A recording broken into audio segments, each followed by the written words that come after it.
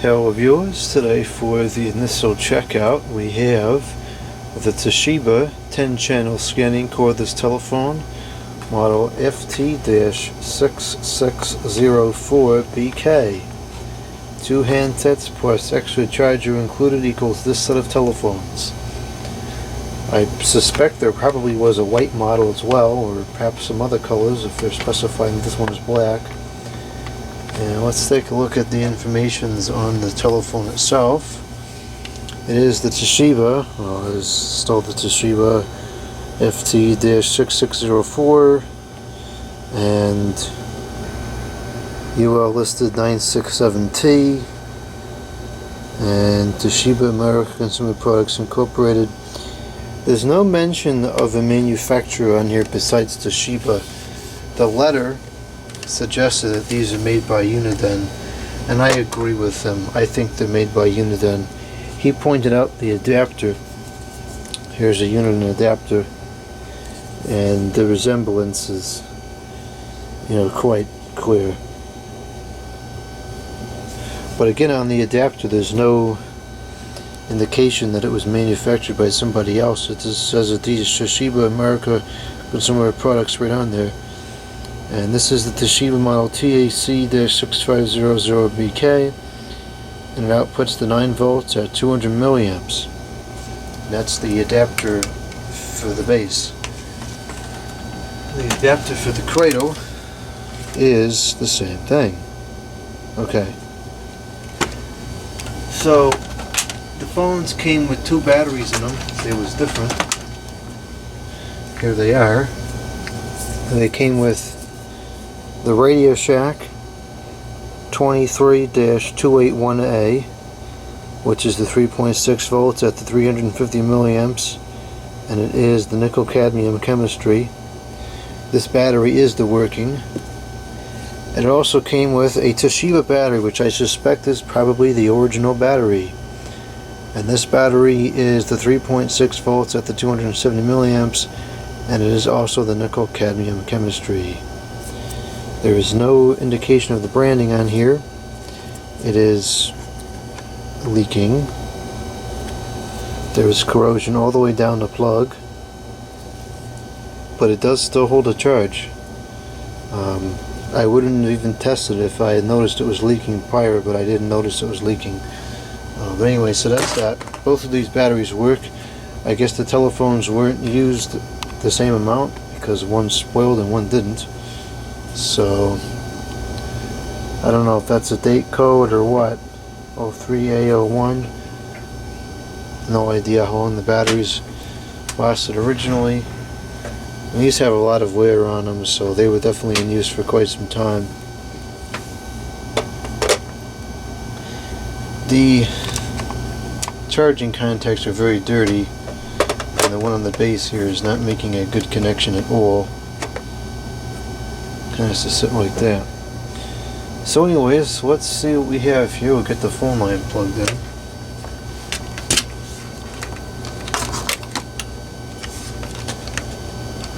Now I noticed when I was looking at them before doing the video that all the buttons seem to work with ease. I think this one hasn't reset the security code yet.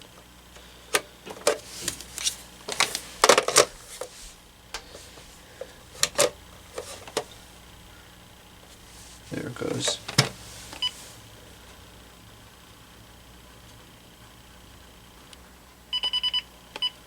Okay, or perhaps not. This one was working.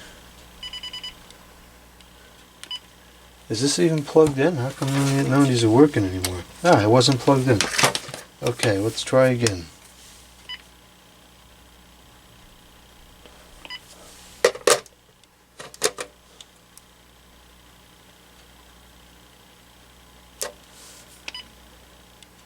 Look at that, now it's working because it's plugged in. Incredible. Let's reset the security code on this one. Okay. And it's also working. A little sticky, but all the buttons are working fine. And that beep certainly sounds Uniden to me. I don't know what it was with Toshiba and these crazy looking torque buttons, but they did this notoriously on the 46 to 49s and the 900 megahertz phones.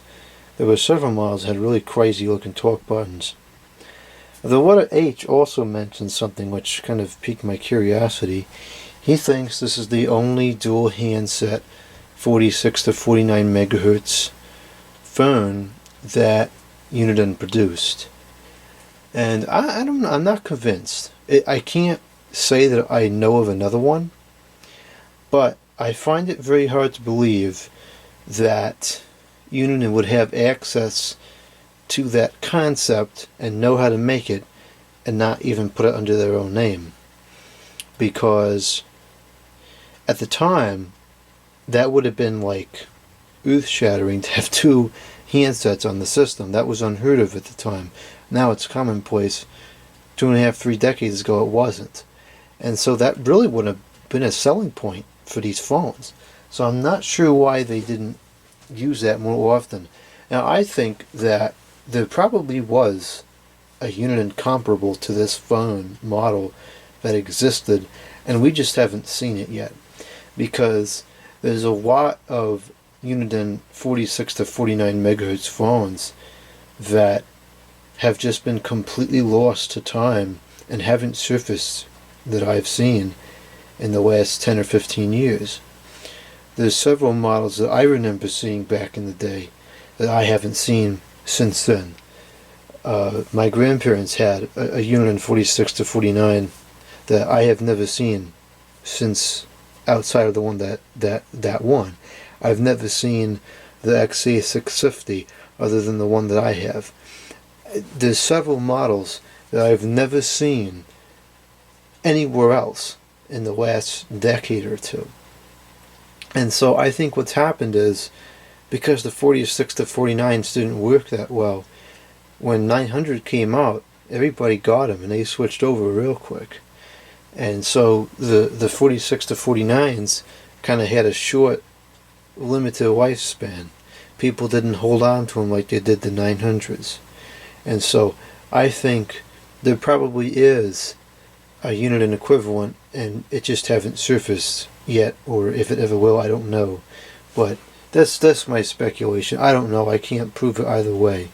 But anyway, so let's get into this here. Let's turn these, go over here to this, change that setting, and let's call these up.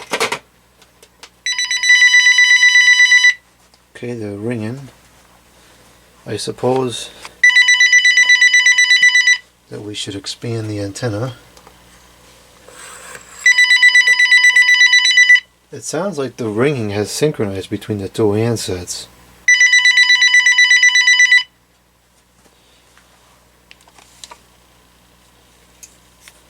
Okay, it does have auto talk, and it's auto talked itself on,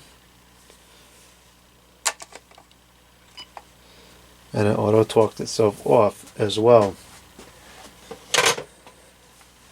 Now the other handset, we're going to have a hard time getting the stick on the charge because the contacts are really dirty. Let's try this now.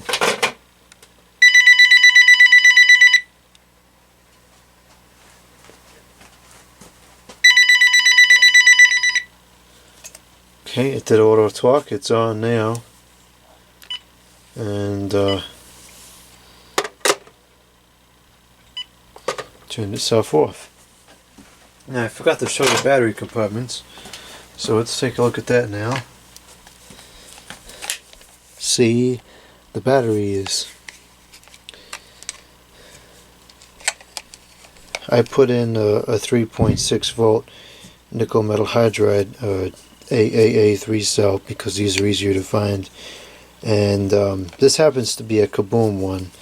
I doubt it's any good, I don't know. It seems to be working okay so far, but these batteries oftentimes fit perfectly fine where those 3 short AA cell batteries fit. So I usually use these because they're 3 times the capacity, so you get more of a talk time out of it. Okay, so they ring. That's good. They get a call. Let's go over to the mains.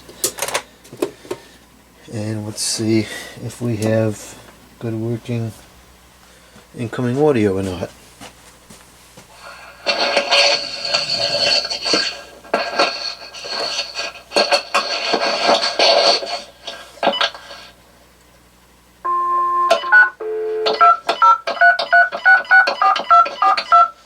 It would appear that we do.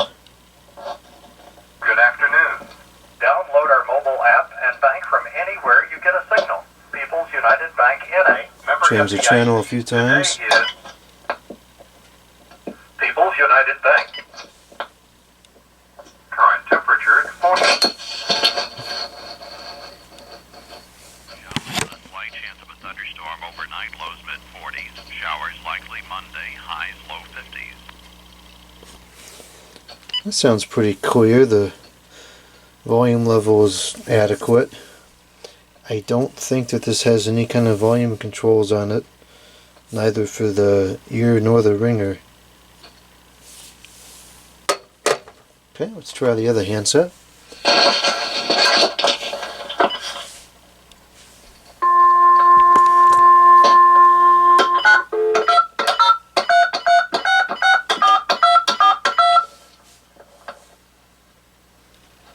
Good afternoon. Thank you for letting us serve your financial needs today and for years to come. People's United Bank NA, member FDIC. Today is time 3:22. Current temperature 47 degrees. Showers today, highs upper 50s. Showers and a slight chance of a thunderstorm. Okay, that seems to be working just fine. Channel is changing.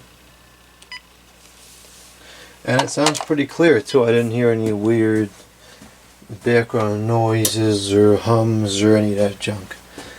And the buttons seem to dial up just fine as well.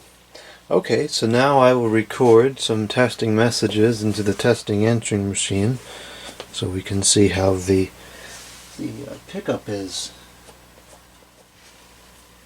2 new messages and 2 old messages. Message 1. Okay, this is the first testing message on the Toshiba 10-channel scanning cordless telephone. On the base it also says Compandor Noise Reduction System. Fancy. Okay, I'm going to exit the studio now. And I'm going to traverse across the other room. I just heard a little bit of static there, but otherwise it still sounds pretty clear. I'm approaching the sink now. And now I'm as far as I can go. I heard a little bit of noise there as I turned around. But that's pretty typical for these kind of phones. Overall, it seems like it's pretty clear. So that also would suggest that this was made by Uniden because it in fact still works correctly. Okay, I'm going to close the studio door now. It's closed. And I'm going to try to hang up on the base, but I don't know if it'll work or not because of the dirt on the contacts.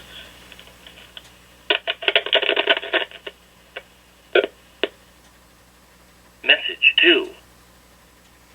This is the second and final testing message from the Toshiba FT-6604 10-channel scanning cordless telephone. This time I'll hang up with the button. End of messages. Both handsets seem to transmit just fine. It sounded like the button pressing tone was also heard when I hung up with the button. That's kind of unusual. Anyway, so these are working perfectly fine still after all these years, and they need a good cleaning, but and this, I had to deal with that. I bought some string tubing, and I'm thinking that string tubing right there, and they'd be able to slip it over the antenna and get something that looks pretty decent. I'm going to have to do it to this one too, because this one's all busted up as well. It's fixing to break any soon. So I'll have to deal with that. But anyways, that'll be for another video.